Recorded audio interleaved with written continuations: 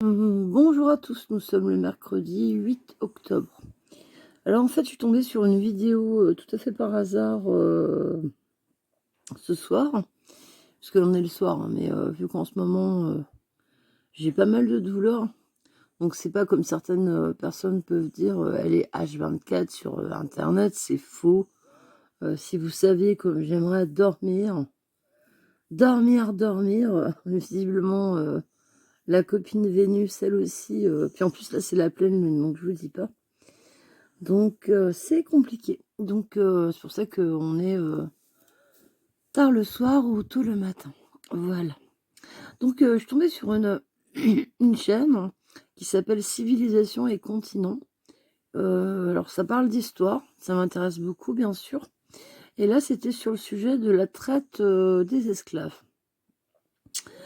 En particulier, donc là le titre c'est Les Européens réduits en esclavage, l'histoire oubliée des razzias barbaresques. Alors, je me sers là, jusqu'à présent, de, ce qu'on trouve, dans la partie, descriptive. Ça n'est pas mon texte, mais je vais vous le lire quand même, histoire de peut-être vous intéresser à regarder ce reportage qui fait 11 minutes. Donc ça va, c'est pas, trop compliqué, hein, 11 minutes, c'est largement écoutable. En plus, c'est bien illustré. Seul petit reproche, j'ai un peu l'impression que c'est une voix synthétique, mais ça va, elle est pas trop synthétique.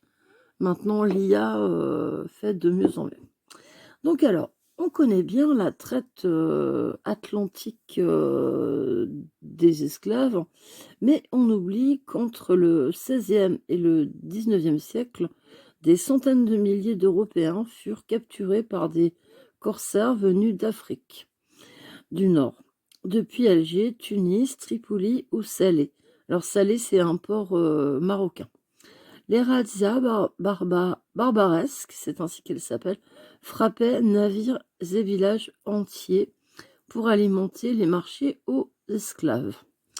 Alors dans cette vidéo, vous découvrirez comment fonctionnait le système des corsaires, puisque c'était des corsaires arabes, musulmans, qui étaient les victimes et quel fut leur sort, l'impact des razzias sur les côtes européennes, pourquoi et comment ce système disparaîtra au XIXe siècle, et on précise également que selon les statistiques, entre 1 et 1,25 million d'Européens furent victimes déportées.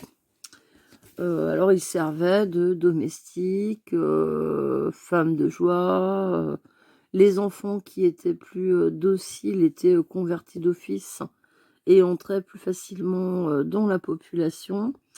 Donc alors, en mer, les corsaires guidés par des renégats européens, la plupart du temps convertis, mais bon, vous savez, quand on est renégat, hein, donc abordaient les navires, ça c'était en mer, hein, et pillaient cargaisons et embarquaient humains pour pratiquer l'esclavage. Ils attaquaient également les terres. Donc les corsaires frappaient de nuit, ces raids étaient redoutés, les captifs étaient envoyés dans les grands ports pour y être vendus. Ce système a perduré des siècles.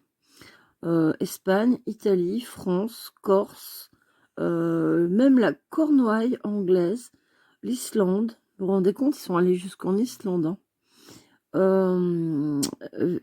Victimes étant de toutes conditions, femmes, enfants, hommes, vieillards, voilà.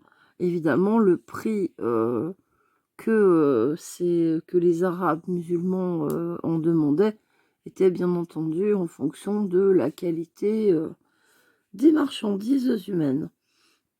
Alors au cinéma, on l'a vu, figurez-vous, on en parle très peu de cette période, mais on l'a vu dans Angélique Marquise des Anges et également dans La Folie des Grandeurs.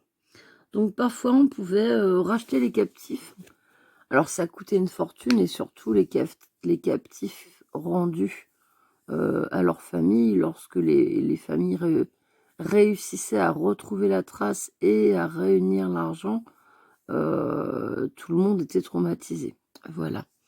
Donc, moi, ça m'intéresse beaucoup parce que quand je vois les Algériens, les Marocains un peu moins, mais enfin bon, tout le Maghreb se plaindre de la présence française, anglaise, enfin tout ce qu'on veut, voilà, et ne surtout pas vouloir reconnaître que nous leur avons apporté quand même bien des choses, et même si ils s'estiment avoir été maltraités, ce fut de 1830, je sais, bah, jusqu'à la fin de la guerre d'Algérie et d'autres beaucoup moins longtemps qu'eux ne nous ont, malheureusement, mis en esclavage. Voilà.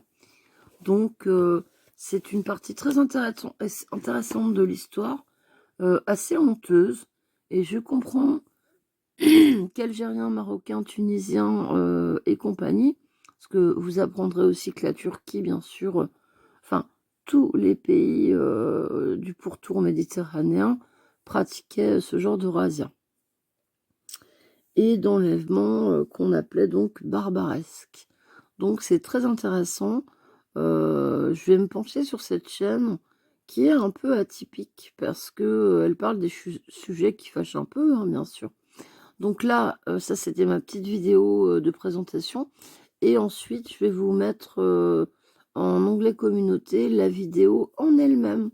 Voilà, je vous embrasse tous et puis, bah, je vous souhaite une bonne nuit pour ceux qui vont réussir à dormir.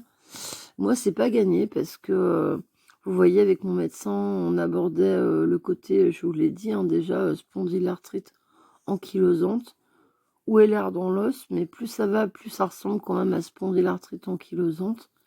C'est très, très douloureux. Là, je suis en plein pic, de crise, de douleur, et effectivement, bah, je suis réveillée toutes les nuits et après pour se rendormir, c'est compliqué, donc j'ai la chance de ne pas travailler. De toute façon, je ne pourrai plus travailler, ça c'est clair.